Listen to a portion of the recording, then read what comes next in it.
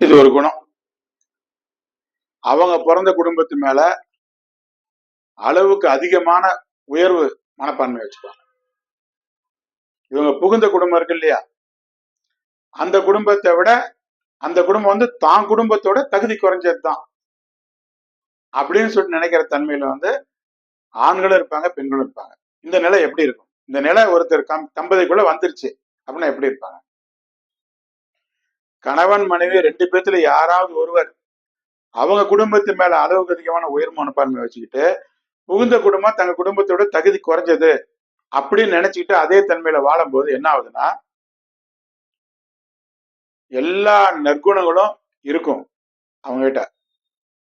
ஆனா அவங்க குடும்பத்து மேல அளவுக்கு அதிகமான உயர்வு மனப்பான்மை அவங்க கிட்ட இருக்கும்போது, நாங்க தான் எல்லா வகையிலும் சிறந்தவங்க, நாங்க செய்யறது எல்லாம் சரி, யாரும் எங்களை ஒன்னும் சொல்ல வேண்டிய அவசியம் இல்லை, நாங்க புதுசா கத்துக்க வேண்டியது ஒண்ணும் இல்லை, யாருடைய அறிவுரையும் எங்களுக்கு தேவையில்லை, எங்களுக்கு தெரிஞ்ச அளவுக்கு நாங்க வாழ்ந்துட்டு போறோம் அப்படிங்கிற மனநிலையில இருப்பாங்க.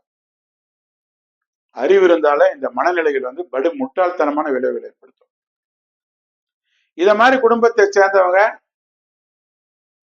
அதிக பொருள் வசதி படைத்தவங்க நடுவே வந்து அடிப்படை பொருளாதார வசதி கூட இல்லாம வாழ்ந்து வாழ்க்கையை வெற்றி பெற்றவர்களா இருக்கிறத பாக்குறோம். இவங்க கிட்ட பொருளாதார வசதி குறைவா இருக்கு, ஆனா அவங்க வாழ்றது வந்து அதிக பொருளாதார வசதி படைச்சவங்க சுற்றத்தார் கூட வாழ்றாங்க.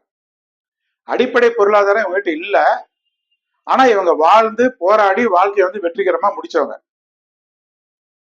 அவங்களுக்கு இந்த மாதிரி தன்மை அதிகமா இருக்கிறத நம்ம நடைமுறையில பாக்குறோம். அவங்களுக்கு சுற்றத்தார் எல்லாத்து மேலேயும் வெறுப்பும் பொறாமையும் இருக்கும். அந்த மனநிலை வந்து அவங்க யார் பேச்சையும் கேட்க விடாம யாருக்கும் இணங்கி போக முடியாத தன்மையில குடும்பத்துல வந்து எல்லாருமே அதே மாதிரி இருப்பாங்க.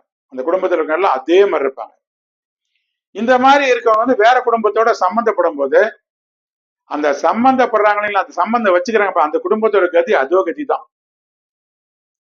இவங்க என்ன பண்ணுவாங்க, இவங்க பாட்டுக்கு இவங்க கடமையை செய்வாங்க, எல்லாம் செஞ்சுட்டு இருப்பாங்க. ஆனா இந்த புகுந்த குடும்பத்தோடு தாமரை இலை மேல தண்ணீர் மாதிரி தான் இருப்பாங்க. அவங்க எல்லாம் பேசுவாங்க, பிடிப்பாங்க, யார்கிட்டயும் பந்த பாசம் உள்ளுக்குள்ள அன்பு பாசம்லாம் வைக்க மாட்டாங்க. எத்தனை குழந்தைங்க அவங்களுக்கு பிறந்தாலும் அந்த குழந்தைங்களை தன் பக்கம் நியாயம் இருக்கிற மாதிரி சொல்லி வளர்த்திடுவாங்க. கடைசியில் அந்த குடும்பம் குழஞ்சு போயிடும். கடைசி வரை இவங்க குணம் இப்படிதான் இருக்கும். இதை மாத்துறது மிக மிக சிரமம். இந்த குணத்துக்கு காரணம் நம்முடைய கர்ம வினை தான்.